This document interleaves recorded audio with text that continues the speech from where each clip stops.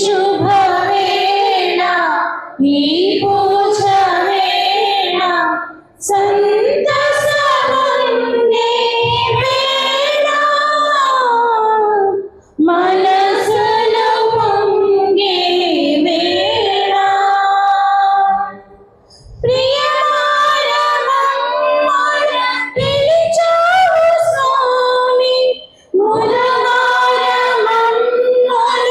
మలిచావు స్వామి ప్రియమారమమ్మల పిలిచావు స్వామి మురమారమమ్మల మలిచావు స్వామి నీ పలుకే నడిపించలేదా నీ కరుణలో మేము తరించలేదా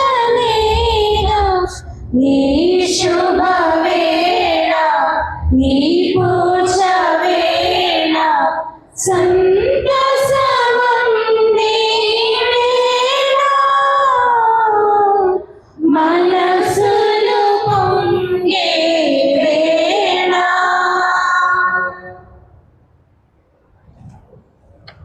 దేవా, నీ నామముతో నన్ను రక్షింపుము, నీ బలముతో నాకు న్యాయము జరిపింపుము.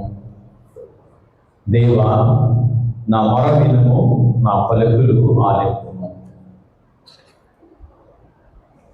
పిత పుత్ర పవిత్రాత్మ నామమున మన ప్రభువుని యేసుక్రీస్తు కృప, సర్వేశ్వరి ప్రేమ, పవిత్రాత్మ సహవాసము మీ అందరితో ఉండునుగాక. నీ ఆత్మతోనూ ఉండునుగాక. ప్రియ సహోదరి సహోదరులారా, పవిత్రమైన ఈ పరమరహస్యములను కొనియాడుటకు యోగులు మనకు అందరము కళ్ళు మూసుకొని మన పాపమును ఒప్పుకొందాము.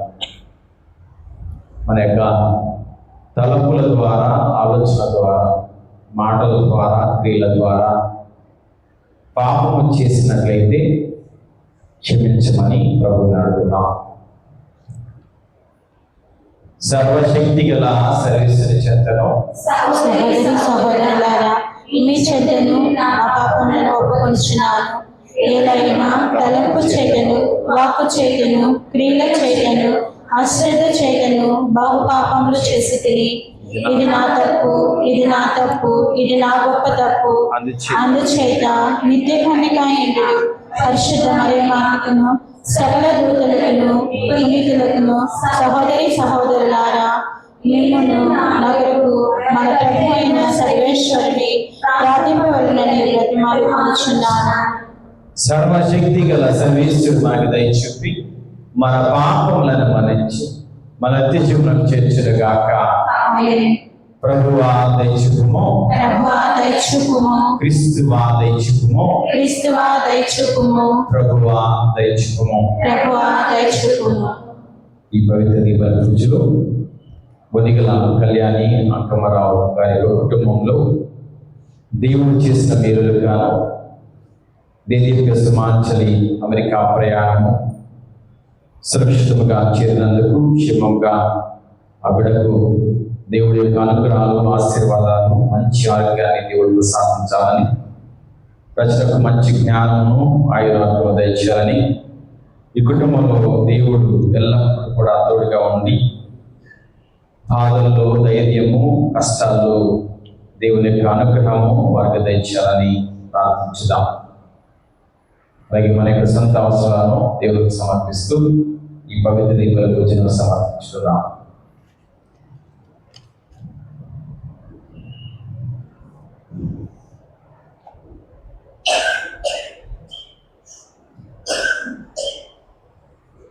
ఓ సర్వేశ్వర, మా జీవిత బాధలు, స్వాభావిక బలహీనతలను నీకు తెలియదు.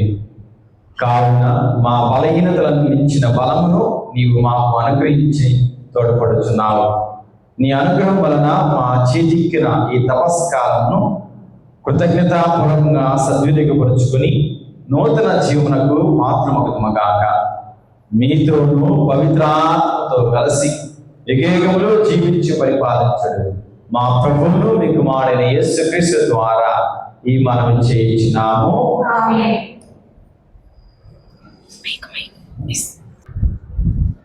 నేను తోడుకొని పోవు వారిని నమ్మి మధ్య స్థానంలో వెళ్ళిన గొర్రెపిల్ల వలె ఉంది. ఇర్మియా గ్రంథము 11వ అధ్యాయము 18వ వచనం నుండి 20వ వచనం వరకు. నా విరోధులు నా మీద కొంత కుట్రలను ప్రభువు నాకు తెలియజేశారు.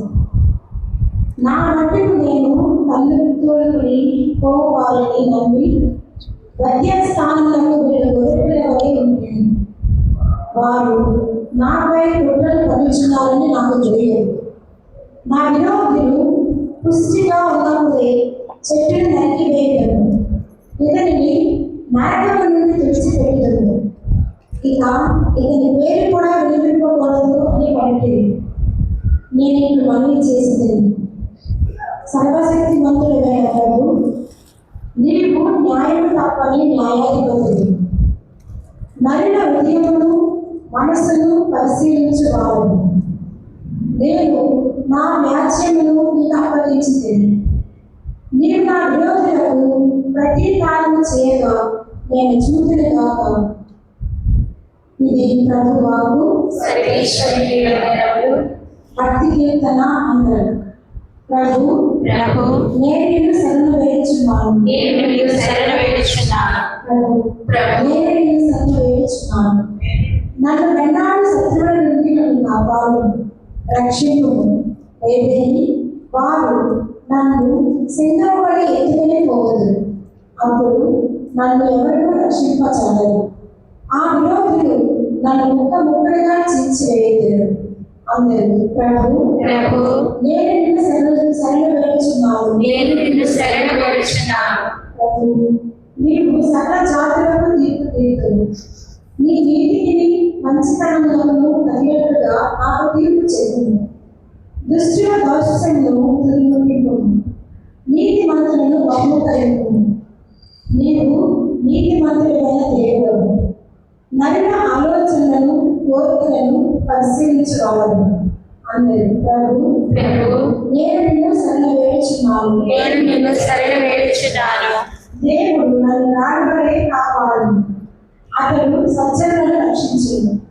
దేవుడు నీతిమంతుడైన న్యాయాధిపతుడు, అతడు పాపులను ఎల్లవేళలా శిక్షించును.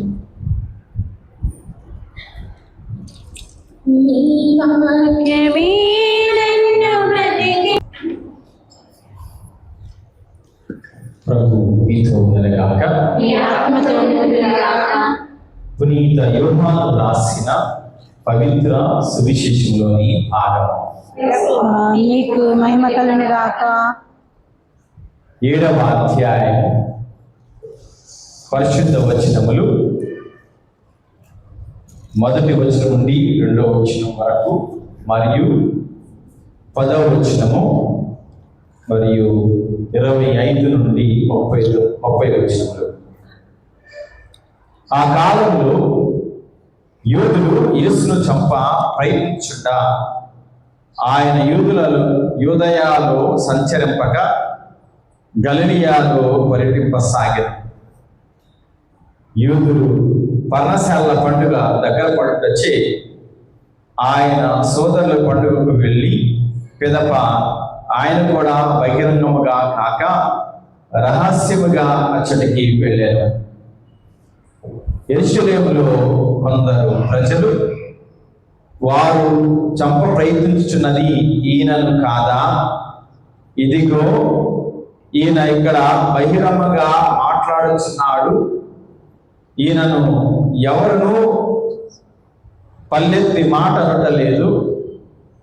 ఈయన క్రీస్తు అని అధికారులు కూడా నిజముగా ఎరిగి ఉందిరా. ఆయన ఎక్కడి వాడో మనకు ఎరుగుదుమో, కానీ క్రీస్తు వచ్చినప్పుడు ఆయన ఎక్కడి నుండి వచ్చినో ఎవరికీ తెలియదు అని పలికిరి. అప్పుడు యేసు దేవాలయంలో బోధించుచు ఎలుగెత్తి, మీరు నన్ను ఎరుగుదరా? నేను ఎక్కడి నుండి వచ్చి తినో మీకు తెలియనా?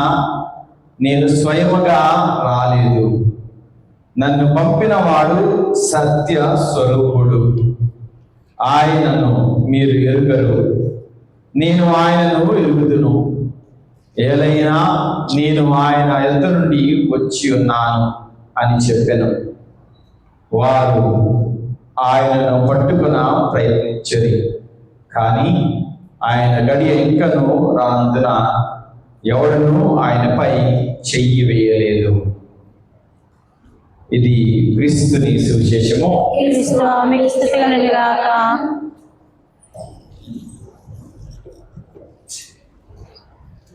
Praise the lord. Praise the lord. Praise the lord. Praise the lord. Praise the lord. Praise the Lord. యేసువా వందనం. యేసువా వందనం. యేసువా స్తోత్రం. యేసువా స్తుతి. యేసువా ఆరాధన. యేసువా ఆరాధన. యేసువా ఆరాధన. యేసువా ఆరాధన. యేసువా ఆరాధన. యేసువా ఆరాధన. యేసువా మహిమ. యేసువా యేసువా ఘనత. యేసువా యేసువా ఆరాధన. యేసువా యేసువా ఆరాధన. యేసువా ఆరాధన. రక్షకుడు ఆరాధన. రక్షకుడు ఆరాధన. రక్షకుడు ఆరాధన. రక్షకుడు ఆరాధన. మా విమోచకుడు ఆరాధన. మా విమోచకుడు మా ఆరాధన. విమోచకుడు ఆరాధన. మా విమోచకుడు ఆరాధన. పరమ వైద్యుడు ఆరాధన. పరమవైద్యుడు ఆరాధన. పరమ వైద్యుడు ఆరాధన. పరమవైద్యుడు ఆరాధన. మృత్యుంజయుడు ఆరాధన. మృత్యుంజయుడు ఆరాధన. మృత్యుంజయుడు ఆరాధన. మృత్యుంజయుడు ఆరాధన. Praise the lord. Praise the lord. Praise the lord. Praise the Lord. ప్రియ సహోదరి సహోదరులారా, ఈనాటి దివ్య పట్టణాలలో దేవుని యొక్క అనుగ్రహము, దేవుని యొక్క కృపావరాలు నీతిమంతులకు ఎలా ఉంటాయో తెలియజేస్తున్నారు. చాలా సమయాల్లో మనందరము జ్ఞానస్నానం ద్వారా నీతిమంతులుగా, పవిత్రులుగా, దేవుని బిడ్డలుగా ఎంచబడ్డాం. కానీ మనకు తెలియకుండా మనలో ఉన్నటువంటి దుష్టత్వము లేకపోతే సైతాను శోధనల వల్ల మనము మనలో ఉన్నటువంటి మంచితనాన్ని, నీతివంతమైన జీవితాన్ని కోల్పోవటమే కాకుండా ఇతరులను అవహేళన చేయడం కానీ, ఇతరులను ఎక్కిరించడం కానీ, చంపడం కానీ, దూషించడం కానీ, ఇవన్నీ చేయడం వల్ల మనము దేవునికి దగ్గరగా ఉండలేకపోతున్నాము. అయితే ఈరోజు మొదటి పట్టణము సొలొమోను జ్ఞానగ్రంథము 2వ అధ్యాయము 1వ వచనం చదువుదాం.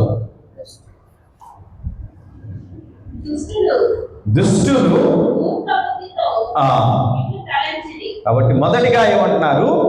దుష్టుల యొక్క ఆలోచనలన్నీ కూడా ఎలా ఉంటాయంట? మూర్ఖ బుద్ధితో ఉంటాయంట. మనలో ఆ దుష్టత్వం ఉంటే మనలో ఏముంటుందంట? మూర్ఖము అనేది ఉంటుందంట. అందుకే పెద్దలు అంటారు, వాడు పట్టిన కుందేళ్లకు 3 కాళ్ళంట. ఎన్నిసార్లు చెప్పినా, ఎన్నిసార్లు అనుకున్నా, ఎన్నిసార్లు మనము ప్రయత్నం చేసినా ఈ మూర్ఖత్వము దుష్టత్వమే. ఈ మూర్ఖత్వం ఎప్పుడైతే ఉంటుందో వారి జీవితం ఎలా ఉంటుందో ఈరోజు చెప్తూ ఉన్నాడు ప్రభు. చదువు. మన ఈ జీవితము స్వల్పకాలికమైనది. అంటే ఈ జీవితం అంట చాలా తక్కువైనది, ఒక ఆవిరి వంటి జీవితము. మన జీవితము ఒక గడ్డి పూచ వంటిది.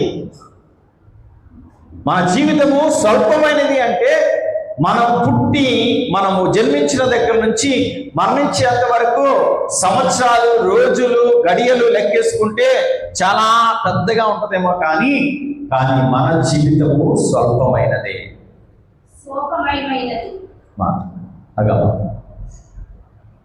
స్వల్పమైనది అంటే ఈ యొక్క జీవితంలో మూర్ఖత్వం ఉన్న వారి యొక్క జీవితం అంట ఇంకా తగ్గిపోతాడు. ఆ స్వల్పమైనది దేవుడు ఎందుకు చెప్తున్నాడంటే, మూర్ఖుని యొక్క ఆలోచనల వల్ల, మూర్ఖత్వపు మాటల వల్ల మూర్ఖత్వపు చేష్టల వల్ల అతని జీవితము స్వల్పమైపోతాడ. దేవుని నమ్మిన వాడికి, దేవుని మీద ఆధారపడిన వాడికి దీర్ఘాయుష్ దేవుడు ప్రసాదిస్తాడు. అది మొదటిగా మనం గుర్తుపెట్టుకోవాల్సిందంటే, నిజంగా నీవు దేవుని యొక్క అనుగ్రహంతో ఉండటానికి నీ జీవితము స్వల్పమైనదా లేదా నీ జీవితము పరిపూర్ణమైనదా అనేది ఈరోజు మొదటిగా మనం ప్రశ్నించుకోవాలి. ఇక రెండవదిగా, మన జీవితము శోకమైనది అంట. కొంతమంది పొద్దున్న లేచిన కాంచి ఏడుపు ముఖమే. కొంతమంది ఏమంటారంటే, వీళ్ళు ఎందుకు పుట్టారు, ఎప్పుడు చూసినా ఆ ముఖం చూస్తే ఏడుపు ముఖం తప్ప వాళ్ళ సంతోషం అనేది ఉండదు. ఎలా అయితే ఈ మాట అంటున్నామో, దేవుడేమన్నంటే ఈ దుష్టుని యొక్క మూర్ఖత్వ బుద్ధి వల్ల వారి జీవితం అంట ఇదిగో శోకమైపోతుంది. దేవుడు వారికి ఒక ప్రత్యేకమైన జీవితాన్ని ఇస్తే, వారికి ఉన్నటువంటి ఈ యొక్క మూర్ఖపు ఆలోచన వల్ల వారి యొక్క మనస్సు అంట ఎప్పుడు శోక సముద్రంలో ఉంటుంది. కష్టాల వల్ల, బాధల వల్ల వచ్చే శోకం కాదండి ఇది. ఎదుటి వారి యొక్క సంతోషాన్ని చూచి వచ్చే శోకం అంట. అందుకే సొలొమోను అంత గొప్ప జ్ఞానం ఎందుకు అయ్యాడంటే, ఆయన ఇతర యొక్క మనసులో ఉన్నటువంటి ఆలోచనలు కావచ్చు, దుష్టత్వమైనటువంటి ఆలోచనలు కానీ ముందుగానే పసిగట్టాడు. కావున ఆయన ఈ వాక్యాలు మనకు చెప్తున్నాడు. నరదృష్టి అనేది ఏమంటారు? నరదృష్టి అనేది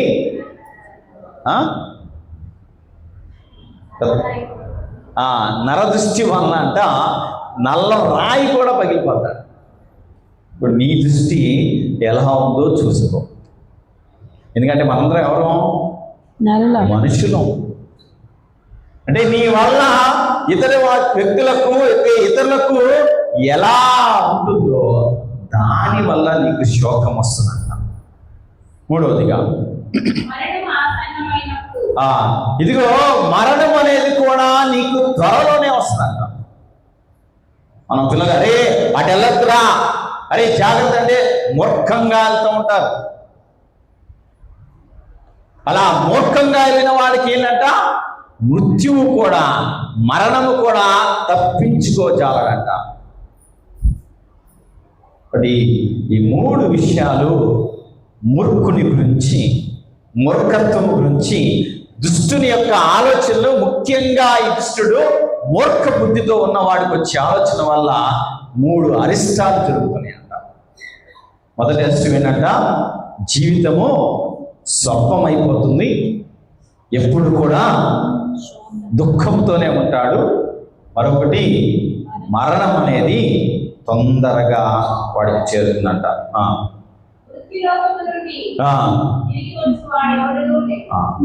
రెండవ వచనం,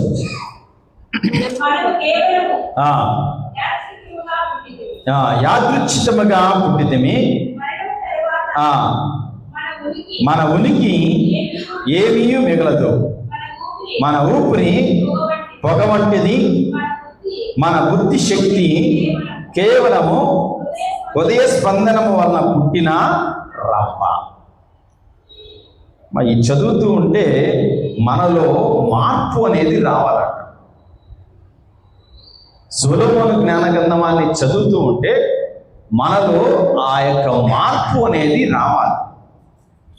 ఈ మార్పు రాలేదు అంటే, నువ్వు ఈ యొక్క మార్పులో లేకపోతే నువ్వు గుర్తుపెట్టుకోవాల్సింది ఏంటంటే, దుష్టుల యొక్క మూర్ఖత్వ బుద్ధి నీలో కూడా ఉందని.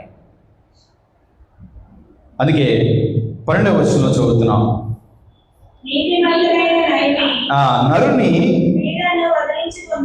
కాబట్టి మూర్ఖుని యొక్క ఆలోచనలో ఏంటంట, ఎవరైతే నీతిమంతులుగా ఉంటున్నారో, మంచి జీవితాన్ని జీవిస్తున్నారో, అలాంటి వారిని ఈ లోకంలో ఉండకుండా చేయాలనే ఆలోచనలు వారికి ఉంటాయంట. మంచిగా జీవించే వారిని ఇదిగో ఈ యొక్క మూర్ఖ బుద్ధితో దుష్టులు వారికి తోడ్పడరు. వచ్చిన పని ఆ, అతనికి కూడద్రోయదు. ఆ, అతనికి మన కార్యములకు ఎట్టుదలేదు. ఆ. మనము ధర్మశాస్త్రాలను పూర్వాచారములను పాటించడం లేదని అతడు మనల్ని నిందించుచున్నాడు. కాబట్టి క్రీస్తు ప్రభు గురించి చెప్పినటువంటి మాట ఇది. ఇదిగో ధర్మశాస్త్రం అనేది మనకు ఉపయోగపడాలి, కానీ ధర్మశాస్త్రమే జీవితం కాదు. దానికన్నా ముఖ్యము ఇతరులను ప్రేమించడమే. నీవలే నీ పొరుగు వారిని ప్రేమించడానికి గల ముఖ్యమైన అంశం గురించి మాట్లాడుతూ, ఈ నీతిమంతులు ఎవరైతే ఉంటారో వారు వ్యతిరేకంగా, ధర్మశాస్త్రానికి వ్యతిరేకంగా మాట్లాడితే ఇదిగో వారిని నాశనం చేయాలని అనుకుంటూ ఉంటాం. 13వ వచనంలో తాను దేవుని అనుభవాలను తెచ్చుకొనియనియు, తాను దేవుని బిడ్డడనియు అతడు చెప్పుకొనుచున్నాడు. అతని పోకడలు మన భావములకు విరుద్ధముగా ఉన్నవి. అతని యొక్క పోకడలు మన యొక్క భావానికి విరుద్ధముగా ఉన్నవి. కావున అతడు ఎంత మాత్రములో సహింపరాదు. కాబట్టి ఎవరిని కూడా సహించరట. 16వ వచనం చదివితే అతని దృష్టిలో ఆ. మనకు చెలామణి కాని నాణ్యత వంటి వారలం. కాబట్టి దేవుని దృష్టిలో నీవు చెల్లే నాణ్యమా కాదా? కొంతమంది అరే నీ మీద నెత్తి మీద రూపాయి బిల్ల పడితే ఎవరు కొనరా అంట. విన్నారు? ఈ మాటలు విన్నారా? ఎవరు చెప్పిన మాటలు ఇవన్నీ? కొన్నటువంటి మహా పెద్దలు చెప్పిన మాటలే ఇవన్నీ. ఎందుకు చెప్పారు ఇవన్నీ? వారు అనుభవాల్లోంచి వచ్చినటువంటి మాటలు వారు చూచారు. కొంతమందిని చూచి వీళ్ళు నిజంగా దేనికి పనికిరాను అనే ఒక ముఖ్యమైన ఉద్దేశంతో అనుకుంటారు తప్ప అలా జీవించాలని, అలా శపించాలని కోరుకోరా. అందుకే ఇక్కడ తర్వాత వచ్చిన చదివితే మన కార్యములు మాన కార్యములు అశుద్ధమవలే నిత్యములైనవి. ఆ పుణ్య పురుషులు ఆనందముతో వరలించురని ఆ అతని వాదము. పుణ్య పురుషులు చనిపోయినప్పుడు ఎంత సంతోషంగా ఉన్నదో, మూర్ఖుని యొక్క ఆలోచనల్లో ఎంతగా ఉన్నా సరే దేవుడు వారిని రక్షిస్తాడు. 18వ వచనం చదివితే నీతిమంతుడు దేవుని కుమారుడైనని ఆ, దేవుడు దేవుడు అతని పక్షమున తీసుకొనును, శత్రువుల బారి నుండి అతన్ని రక్షించును.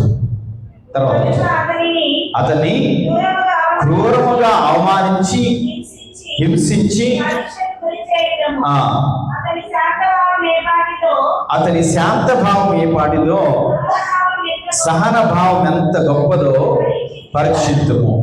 అతని నీచమైన చావును గురి చేయుదుము. దేవుడే తన్ను రక్షించునని అతడు చెప్పుకొనుచున్నాడు. లూకా సువార్త 23వ అధ్యాయము 34వ వచనం నుండి 35వ వచనం వరకు. అప్పుడు యేసు ఆ, తండ్రి వీరేమి చేయుచున్నారో వీరు ఎరుగరు, వీరిని క్షమించు అని పలుకుతూ ఉండగా అక్కడున్నటువంటి వ్యక్తులు చేసే ప్రయత్నం ఏంటంట, ఆయనకు వచ్చినటువంటి యొక్క వస్త్రాన్ని పంచుకోవాలని చీట్లు వేసుకుంటున్నారు. నిల్చుండి ఇది అంతయో కొంతమంది విచిత్రంగా చూస్తూ ఉంటారు, మాట్లాడలేదు. వాళ్ళు చూసే వ్యక్తులు కానీ చేసే వ్యక్తులు కాదు. ఆ సమయంలో ఆ కానీ ఇతడు దేవుని వల్ల ఎన్నుకున్న క్రీస్తు ఆయనచో తను తాను రక్షించుకొననిమ్ము అని అధికారులు కూడా ఆయనను హేళన చేశారు. అయితే ఇదిగో ఇక్కడ ఉన్నటువంటి వాక్యాన్ని దేవుడు పరిపూర్తి చేస్తూ ఉన్నాడు. ఏమని అంటే, అతని క్రూరముగా అవమానించి హింసించి పరీక్ష గురి చేయడము, అతని శాంత భావం ఎంతిదో, సహన భావం ఎంత గొప్పదో పరీక్షించి చూడు. ఈ మధ్యకాలంలో నేను ముట్లూరు విచారణకి వెళ్ళినప్పుడు ఒక యవ్వనస్తుడు నాతో అడిగిన ప్రశ్న, వ్యభిచారంలో పట్టుబడ్డ స్త్రీ చూచి యేసు ప్రభు మీలో పాపము చేయని వాడికి మొట్టమొదటిగా రాయి విసరమన్నాడు. ఈ వ్యక్తి అడిగిన ప్రశ్న ఏంటంటే, అంటే మనము తప్పును ఖండించకూడదా? తప్పు చేసే వాళ్ళని మనము పట్టుకోకూడదా అని ప్రశ్నించాడు. వాడి తప్పుల గురించి ఎంచుకోవడం, ఆ తప్పుల గురించి మాట్లాడడం తప్ప అని నన్ను అడిగాడు. నేను అదే ప్రశ్న మిమ్మల్ని అడుగుతున్నా. ఎదుటి వారు తప్పు చేస్తే మనము ఖండించవచ్చా? ఖండించకూడదా? ఖండించవచ్చు. అయితే ఈ ఖండించే వ్యక్తి ఎలా ఉండాలంటే, ముందు తన మనస్సాక్షి కూడా సరిగా ఉండాలి.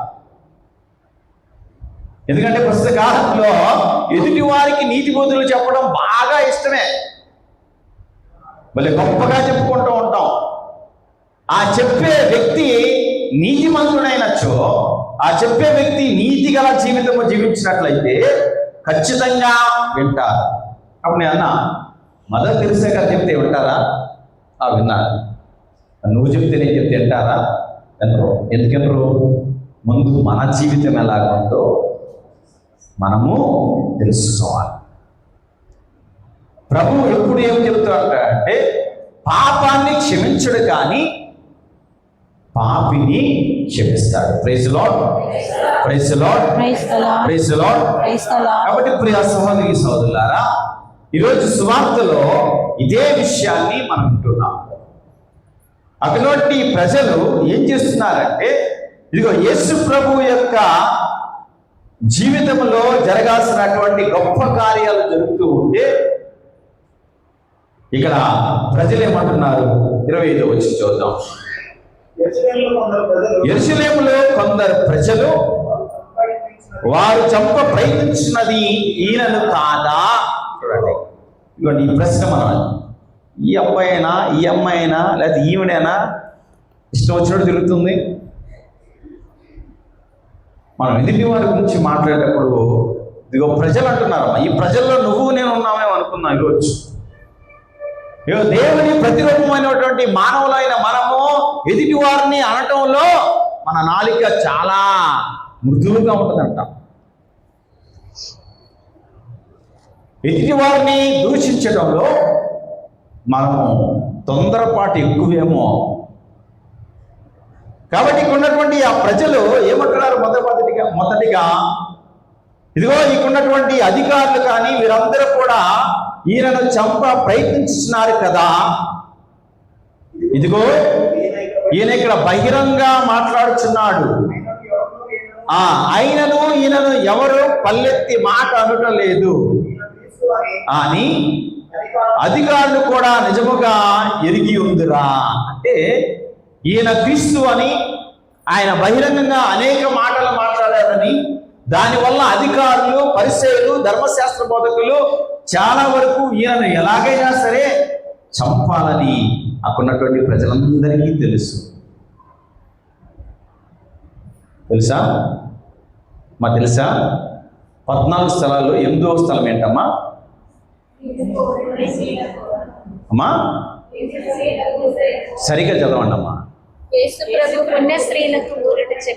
యేసు ప్రభు ఎవరి పుణ్యస్త్రీలు? ఎక్కడున్నారు ఈ పుణ్యస్త్రీలు? యెరూషలేములో ఉన్నటువంటి పుణ్యస్త్రీలకు వర్ణ చెప్తారు. ఏమన్నాడు? అమ్మా, నా నిమిత్తము ఏడవక, మీ నిమిత్తము, మీ బిడ్డల నిమిత్తము ఏడవండి. ఎందుకన్నాడమ్మా మాట? ఆయన సత్పురుషుడు, సత్యస్వరూపి అయిన కుమారుడు. ఆయన యొక్క శ్రమలలో పడటానికి గల బాధలు పడటానికి కారణము మనకు రక్షణ ఇవ్వటమే. అందుకనే స్త్రీలు కన్నీళ్లు దాచుకోవాలంట. ఎప్పుడు పడితే అప్పుడు ఏడవకూడదు. కానీ ఏమైనా అంటే చెప్పండి, ఏమైనా అంటే వెంటనే అసలుకి తప్పేంటో తెలియదు, వెంట కూడా సరిగ్గా ఎంటర్ మీరు అమ్మా అని తీరంగా ఉంటే మా నాయనమ్మ అని పడతాడు ఇలాంటి వాళ్ళకి. ఆయన పడినటువంటి బాధ నుంచి వాళ్ళు ఏడ్చారా? ఇటువంటి కష్టాలు వచ్చినా ఏడ్చారా? ఏమీ సరిగా తెలియదు. అందుకే ఆ పుణ్యస్త్రీలు అని అక్కడ పెట్టారమ్మా. ఆ పుణ్యస్త్రీలకు చెప్తున్నాడు ఏమని? ఆ పుణ్యస్త్రీలకి ఏం చెప్తున్నాడు? నా నిమిత్తము కాకుండా మీ నిమిత్తము. మీ పిల్లలు, మీ బిడ్డలు. పద్నాలుగు చదివే స్థలాలు చదివేటప్పుడు ప్రతిదీ అర్థం చేసుకొని చదవండి అమ్మా. మీకు ఇచ్చింది కారణం ఏంటంటే మీరు ముందుగా దాన్ని మననం చేసుకొని ఆ మాటలను మనం అర్థం చేసుకుంటే ఎదుటి వారికి ప్రార్థనాపూర్వకంగా తయారవుతుంది. ఏదో వచ్చాము చదివామంటే ఎలా ఉంటుందంటే అది ఏదో పాఠం చెప్పినట్టు ఉంటుంది. ఎందుకంటే ప్రతి మాటలో ఎంతో నిగూఢమైన ప్రేమతో వ్యక్తపరిచే మాటలయ్యింది. ఆ రాసిన మహానుభావులు ఎవరెవరో తెలియదు కానీ అంత నిగూఢంగా ఎంతో బాధాకరంగా ఉన్నటువంటి మాటలను ప్రేమపూర్వకంగా మార్చి రాశాడు ఆయన ప్రతి స్థలంలో. వాటిని చదివే సమయంలో మనం ఎంతగా సిద్ధపడి ఉన్నారో మనం ప్రయత్నించాలి. లేకపోతే ఈ ప్రజల వల్లే మనం కూడా నాకు మొదటి స్థలం ఇచ్చారుగా చదువుకుంటే వెళ్తాలే, ఈ ప్రజల వల్లే మనం కూడా ఏమి చెప్తున్నామో ఏమి చేస్తున్నామో మనకే తెలియజేయదు. తర్వాత వచ్చిన ఈయన ఎక్కడి వాడు ఎరిగి ఉందిమా అడుగుతున్నా. ఇదిగో ఈయన నజరేయుడు పుట్టాడని, ఈయన తల్లిదండ్రులు మనకు తెలుసని, ఈయన వడ్రంగి వాడని ఇవన్నీ ప్రజలు చెప్పుకున్నారు. ప్రజలు చెప్పుకునే మాటలు ఎప్పుడు కూడా ఈ లోకానికి సంబంధించినయే. ఎవరైనా అద్భుతంగా పండగ జరిగింది కదా, దాంట్లో మీరు ఏం మాట్లాడుకున్నారమ్మా? భోజనాలు బాగున్నాయి, జోసదాల సభ్యులు బాగా చేశారు, ఇంతకు మించి మీరేం మాట్లాడుకున్నారా? ఇంతకు మించి ఏమైనా ఆలోచించారా?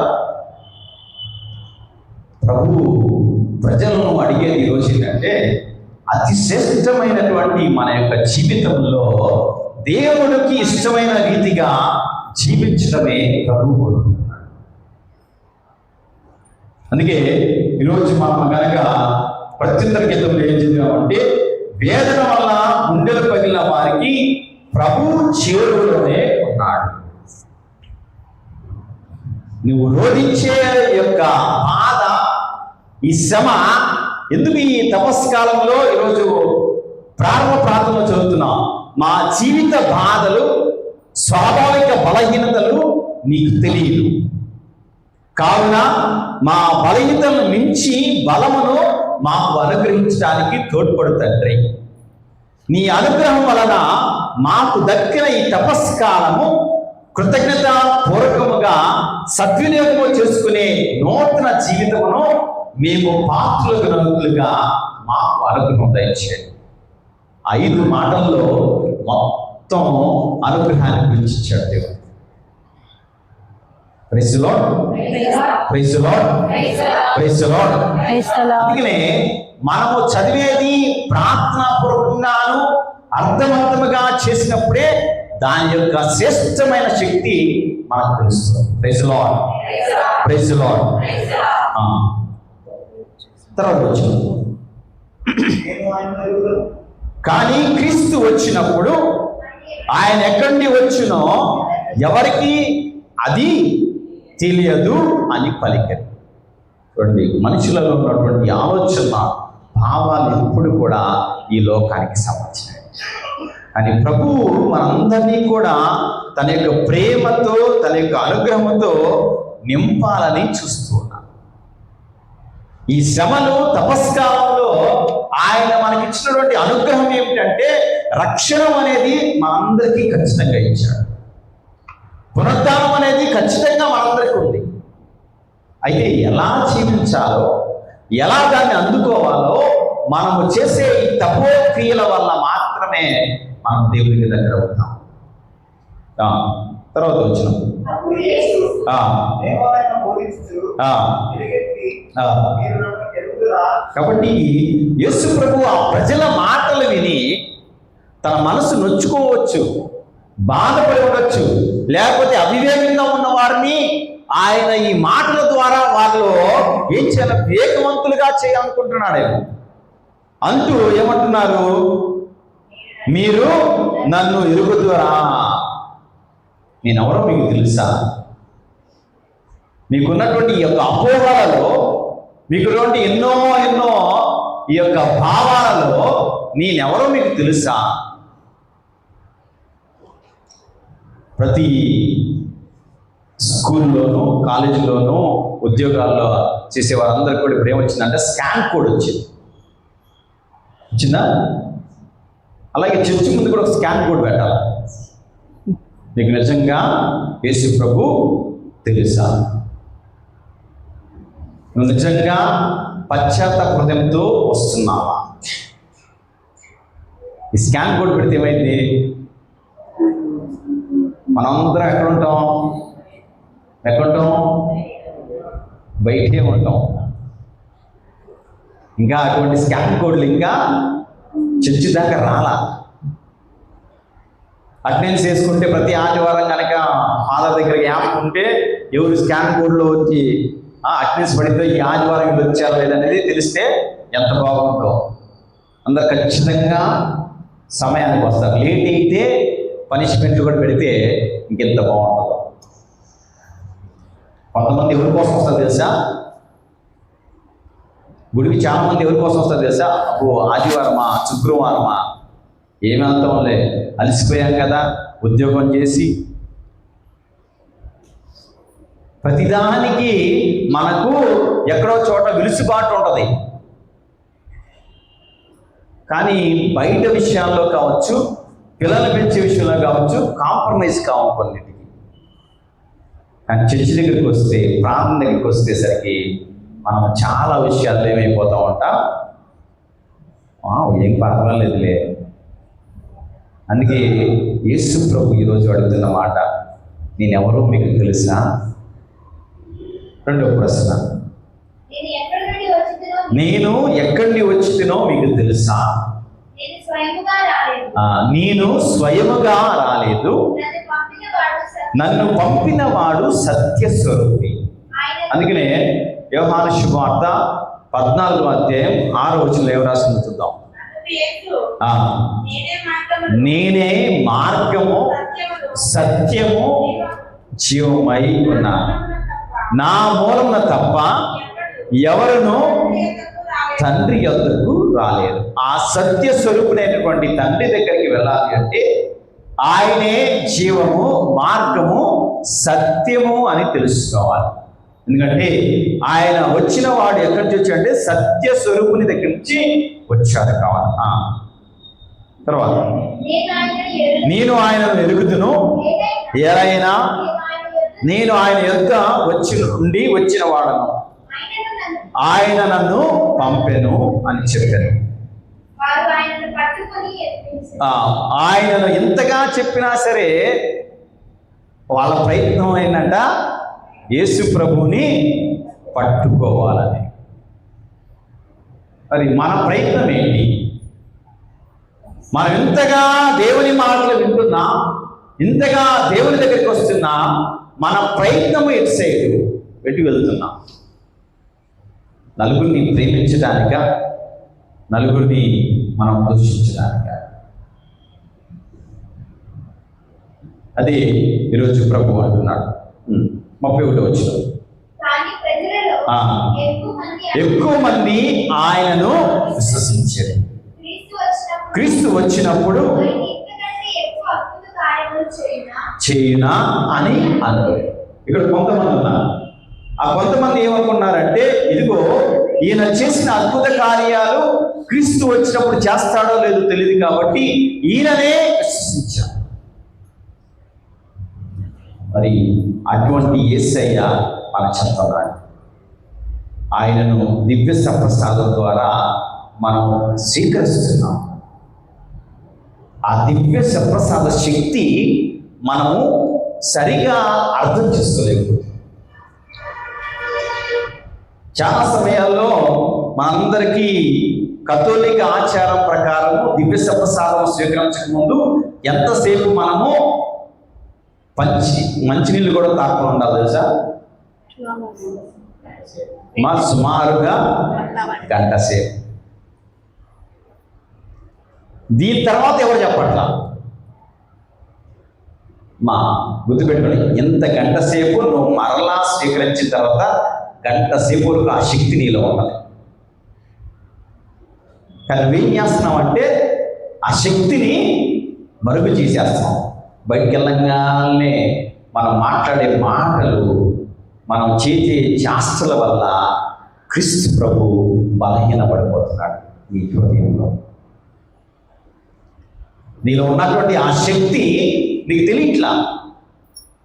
ఎందుకంటే నువ్వు ఇక్కడున్నటువంటి ప్రజలలో ఉన్నటువంటి ప్రజల్లాగా ఆలోచించకుండా ఒక విశ్వాసిగా దేవుని యొక్క బిడ్డగా ఆలోచిస్తే ఆ శక్తి నీలో ఉంది.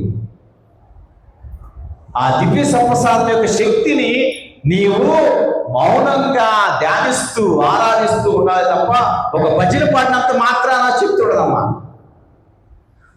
ఒక భజనలో అంత శక్తి ఉండదమ్మా. అది నీలో ఉండాలి. కొన్నిసార్లు ఏమనుకుంటాడు, వెంటనే అయిపోగానే భజన పడేయాలి. అందరూ ఒక్క ఐషలు ఎంత భక్తిపూర్వకంగా ప్రార్థన చేస్తాం. ఆ తర్వాత ఏమైపోతుంది? అయిపోయింది. యథా రాజా తథా ప్రజ. అది కాదు ప్రభువు కోరుకునేది. ఆ దివ్య శక్తిని నీవు అనుభవించు.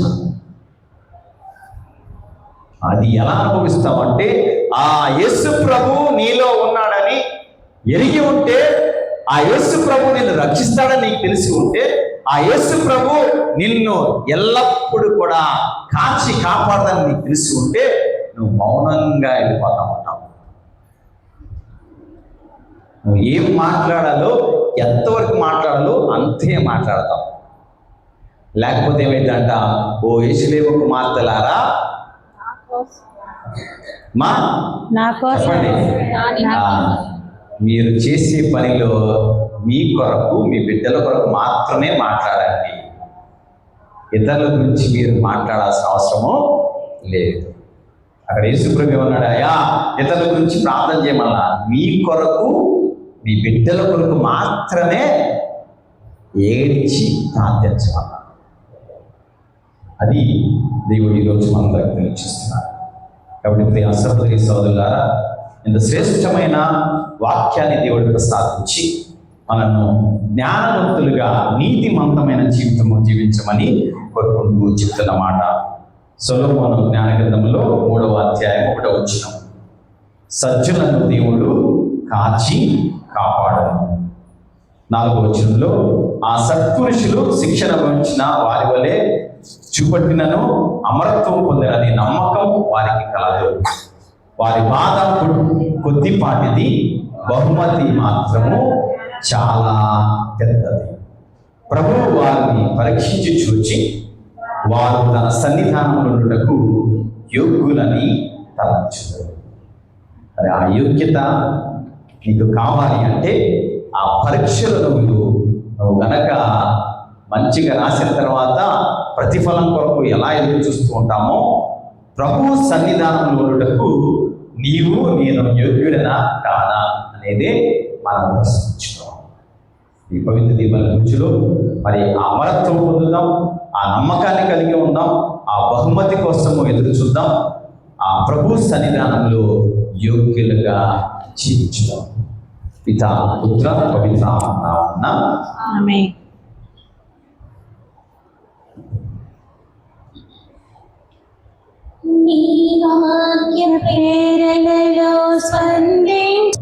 సర్వశక్తి గల పితైన సర్వేశ్వరునికి అంగీకారం ప్రార్థింపము.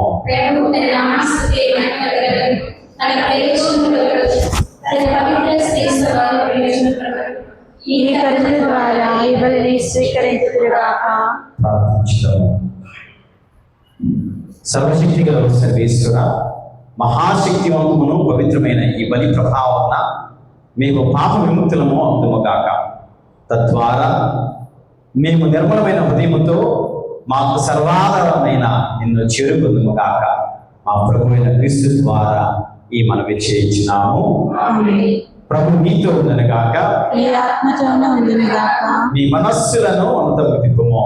ప్రభు వైపు త్రిపినాము. మన దేవుడైన ప్రభువునకు కృతజ్ఞత తెలుపుదాము. కృతజ్ఞత తెలుపుట యుక్తము, న్యాయము. ప్రభు అయిన దేవా, పావన పిత, సర్వశక్తి గల నిత్య సర్వేశ్వర, మేము ఎల్లప్పుడూ చూడదు మీకు కృతజ్ఞత ఉన్నప్పుడు మా ప్రభు అయిన క్రీస్తు ద్వారా చెల్లించుట యుక్తము, న్యాయము, ధర్మము, రక్షణదాయకము. ఏదైనా మేము నిగ్రహముగా జీవించుచు నీకు కృతజ్ఞత తెలపాలని నీవు చిత్తగించితివి. ఈ విధముగా పాపపూరితమైన మాలోని అహంభావం విడనాడి నీవు మాము కనికరముతో ఆదరించినట్లే మేము కూడా నిన్న పోలి అవసరం ఉన్న పేదలను, బాధితులను జాలితో ఆదరింపగలుగుగాక. కావున అగణిత దూతల బృందముతో ఏకమై మేము స్తుతి గీతములతో మేము గణపరచుట ఎట్లనగా, దీన సర్వేశ్వరుడు పరిశుద్ధులు, పరిశుద్ధులు, పరిశుద్ధులు, లోకమును భూలోకమును మహిమతో నిండి ఉన్నది. మహోన్నతమున హోసన్నా. ప్రభు నామమున వేంచేసిన వారు మహోన్నతమున హోసన్నా. సత్య స్వరూపమైన దేవుణ్ణి చేరే మార్గము క్రీస్తు ప్రభు. ఈరోజు ఈ యొక్క కృతజ్ఞతార్చనలో దేవుడు ఈ యొక్క ప్రార్థన ద్వారా దేవునితో ఐక్యపరిచే వరము క్రీస్తు ప్రభు మనకు ప్రసాదించాలని ప్రార్థించున్నాము. ఓ సర్వేశ్వర, నీవు నిజముగా పవిత్రుడవు, మా చేత మహిమపరుటకు అర్హుడవు. నీవు మానవులను నిరంతరము ప్రేమించున్నావు, జీవిత యాత్రలో వారికి సదా తోడై ఉన్నావు. నీ కుమారుని మీద ప్రేమతో ఇచ్చిన సమావేశమైన మా మధ్యన నెలకొని ఉన్న నీ కుమారుడు స్తుతిపాత్రుడు. ఒకనాడు అతడు తన శిష్యులకు పవిత్ర లేఖనమును వివరించి రొట్టెను త్రుంచి పంచిపెట్టెను. అట్లనే ఈనాడు మా మధ్య కూడా ఈ పవిత్ర కార్యములను నెరవేర్చుచున్నాడు. కరుణామయుడ తండ్రి, నీ పవిత్రాత్మను పంపి మా కానుకలైన అప్పరసములను పవిత్రపరచమని ప్రతిమాలుచున్నాము. ఈ విధమున ఇవి మా కొరకు యేసుక్రీస్తు శరీర రక్తములు అగులగాక.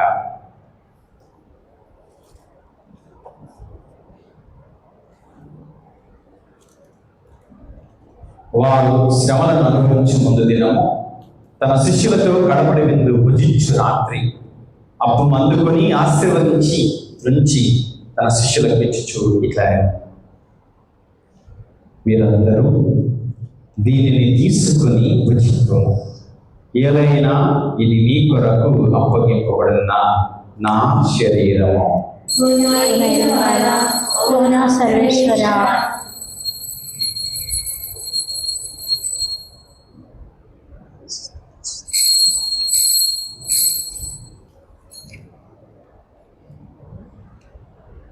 ఆవిడని భోజనానంతరము పాత్రను అందుకొని మరలా కృతజ్ఞత వందములు చెప్పి శిష్యులకు ఇచ్చుచు ఇట్లా, మీరందరూ దీనిని తీసుకొని దీనిని పానము చేయము. ఏలైనా ఇది నూతన నిత్య నిబంధన యొక్క నా రక్తపు పాత్రం. ఇది మీ కొరకును ప్రజలందరి కొరకును పాప పరిహారమునకై ఆరబోయబడను. దీనిని నా జ్ఞాపకార్థము చేయము. సర్వేశ్వర,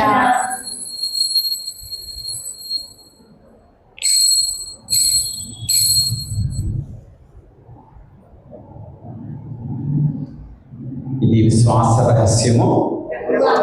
మరణమును ప్రకటించడము, మీ ఉత్థానమును చాటెదము. మీరు మరలా వచ్చేవరకు వేచిందుము. కావున పావన పిత, నీ కుమారుడును మా రక్షకుడైన క్రీస్తు జ్ఞాపకార్థ బలిని కొనియాడుచున్నాం. అతడు శిలువపై అనుభవించిన శ్రమల మరణం ద్వారా నీవు అతని ఉత్థాన మహిమలోనికి నడిపించుటయును, నీ కుడి ప్రక్కన కూర్చున్న చేయుటయు ఇప్పుడు మేము స్మరించుకొనుచున్నాం. అతడు మరలా వేయించినంత వరకు జీవనదాయక అప్పమును దీవెన పాత్రైన మీకు సమర్పించుచు ప్రేమపూరితమైన నీ కార్యమును ప్రకటించుదుము. నీ శ్రీ సమర్పణను కనికలతో వీక్షింపము. మాకు అందించబడిన క్రీస్తు పాస్కా బలిని మేము ఇప్పుడు కొనియాడుచున్నాము. ప్రేమాత్మైన నీ పవిత్ర ఆత్మశక్తి ప్రభావమున నీ కుమారుని శరీరత్వములను స్వీకరించు మమ్మందరినీ ఐక్యపరచి నీ కుమారుని ద్వారా ఎన్నికైన ప్రజలతో ఇప్పుడు ఎల్లప్పుడూ లెక్కింపబడినట్లు అనుగ్రహింపుము. సర్వశక్తి గల పిత, ఈ పవిత్ర పరమరహస్యములైన భాగస్థులమైన మాకు నీ పవిత్ర ఆత్మ ద్వారా జీవము పోయి నీ కుమారుని రూపమును పోలి ఉన్నట్లా మమ్మ తీర్చిద్దుము. మా లియో జగత్తులను, మా వాకయ్య పీఠాధిపతిని, తదితర పీఠాధిపతులను, యాజకులను, మఠవాసులను, నీకలను మరియు ప్రజలందరితో పాటు మమ్మందరినీ ఐక్యబంధనందు స్థిరపరము. శ్రీసభలోని విశ్వాసులందరూ విశ్వాసపు వెలుగులో ఆయా కాలములకు సంబంధించిన సంకేతములను గమనించుచు సువార్త వ్యాప్తికి భక్తితో అంకితమైనట్లు చేయి. మేమందరి అవసరాలను గుర్తించి మేము వారి సుఖదుఖములను, భయాందోళనను పంచుకొనొచ్చు వారికి రక్షణ శుభవార్తను విశ్వాసపాత్రముగా అందించినట్లు చేయము. ఈ విధమున వారితో కలిసి నీమును నీ రాజ్యం వైపు పురోగించినట్లు సహాయం చేయము. క్రీస్తు శాంతులు విశ్రమించు మా సహోదరి సోదరులైన వారందరినీ జ్ఞాపకం ఉంచుకుంటున్నాము. మన కుటుంబాల్లో మరణించిన వారందరినీ దేవునికి సమర్పించుకున్నాం. మృతులందరినీ ముఖ్యంగా నీ అంత విశ్వాసం గల వారెవరని నీ వెలుగుదువు. వారిని కూడా జ్ఞాపకపరచుకున్నాము. నీ ముఖకాంతిలో వారు ఆనందించినట్లు కృప చూపుము. పునరుద్ధానమందు వారికి సంపూర్ణ జీవము ప్రసాదింపము. ఓ సర్వేశ్వర, ఇహలోక యాత్రను ముగించి మేము నిత్య నివాస గృహము చేరినట్లు మాకు దయచేయము. అక్కడ మీతోనూ దేవమాతయు పరిశుద్ధ కన్యైన మరి మాతతోనూ ఆమె భర్తకి ముందు జుజబ్బు గారితోనూ ఉపస్థులతోనూ వేద సాక్షులతోనూ పునీత రామకృష్ణ గారితోనూ సకల పునీతులతో కలిసి సదాకాలం జీవించు నీ కుమారుడైన క్రీస్తు ద్వారా మేము స్తుతించి మహిమపరచుతాము. క్రీస్తు ద్వారా, క్రీస్తుతో, క్రీస్తు నందు సర్వశక్తి లభ్యమైన సర్వేశ్వర పవిత్రాత్మతో ఏకమైన నీకు యుగయుగములు గౌరవ మహిమలు కలుగుగాక. దయచేసి నిలబడి ప్రపంచ శాంతి కొరకు దేవుణ్ణి ప్రార్థించుదాం. ఈ పరలోక ప్రార్థన ద్వారా దేవుడు ఈ లోకంలో శాంతి నింపాలని, ప్రతి ఒక్కరి కుటుంబంలోనూ, సంఘములోనూ, దేశంలోనూ, ప్రపంచంలోనూ ఆ శాంతి స్థిరపరచాలని ప్రార్థించుదాం. పరలోకమందున మా తండ్రి, ఈ చిత్తము పరలోకమందు నెరవేరినట్లు భూలోకమందు నెరవేరుగాక. నానాటికి కావలసిన ఆహారము మాకు నేటికివ్వండి. మా యొక్క అప్పుల వారిని మేము మన్నించినట్లు ఆ అప్పులను మీరు మన్నించండి. మాము శోధన ఎందుకు ప్రవేశింపనివ్వక కీడులను రక్షించండి. ప్రభువా, అన్ని కీడుల నుండి మమ్మల్ని రక్షింపుము. మా ఈ రోజులలో మాకు శాంతిని ప్రసాదింపు. మీ దయానుగ్రహంగా పాపం విముక్తులను చేసి అన్ని కలుతుల సర్వదా కాపాడు. మేము మోక్షాలను మా రక్షణ యేసుక్రీస్తు ఆనందించున్నాము. నిరంతరము మీరే రాజ్యము, మీరే అధికారము, మీరే మహిమ. శాంతిని మీకు ఇచ్చినాను, నా శాంతిని మీకు వస్తున్నాను అని మీ అపోస్తలులతో వచించిన ప్రభువుని యేసువా, మా పాపం లెక్కింపక మీ తిరుస విశ్వాసం రక్షింపము. విచిత ప్రకారం సభకు శాంతిని ఐక్యమును అనుగ్రహింపము. యుగయుగములు జీవించి పరిపాలించి ప్రభువా. ప్రభుని శాంతి సమాధానం ఎల్లప్పుడూ మీ అందరితో ఉండునుగాక, మీ ఆత్మతోనూ ఉండునుగాక. ఒకరికొకరు సమాధానము తెలుపుకుందాము.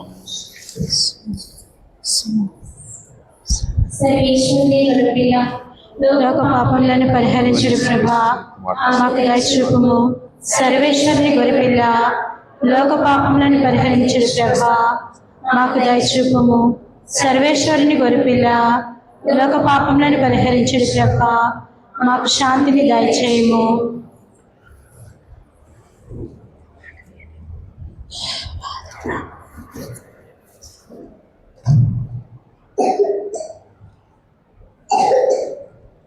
ఇదిగో సర్వేశ్వరుని గొర్రెపిల్ల, ఇదిగో లోక పాపములను భరించు ప్రభు గొర్రెపిల్ల విందుకు పిలువబడిన మనందరము ధన్యులము.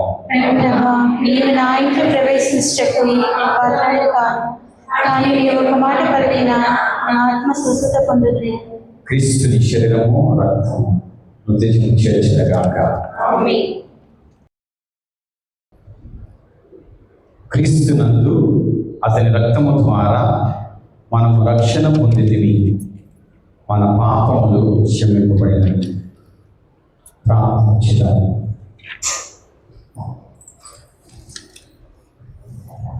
ఓ ప్రభువా, గడిచిన జీవిత విధానమును స్మరించి పాత దశ నుండి నూతన దశకు చేరుకొనుచున్న మమ్ము కరుణింపుము.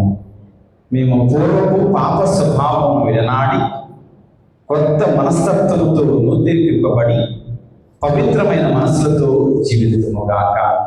మా ప్రభు అయిన క్రీస్తు ద్వారా ఈ మనవి చేయించున్నాము. ప్రభు మీతో ఉన్నగాక. శిరముల నుంచి దేవుని ఆశీర్వాదాలు పొందుతాం. ఓ ప్రభువా, మీ సేవకులను కరుణతో చూడము. మీ దయను నమ్ముకున్న వీరికి మంచితనముతో సహాయం అందించి ఆదుకోవడము. మా ప్రభు అయిన క్రీస్తు ద్వారా ఈ మనవి చేయించున్నాము. సర్వశక్తి గల సర్వేశ్వరుడు పిత, పుత్ర, పవిత్రాత్మ దేవుడు సదా అందరినీ కాచి కాపాడగాక. పూజ సమాప్తమనేది దేవుని ప్రేమలో సేవలో జీవించాలి. సర్వేశ్వరికి వందనములు.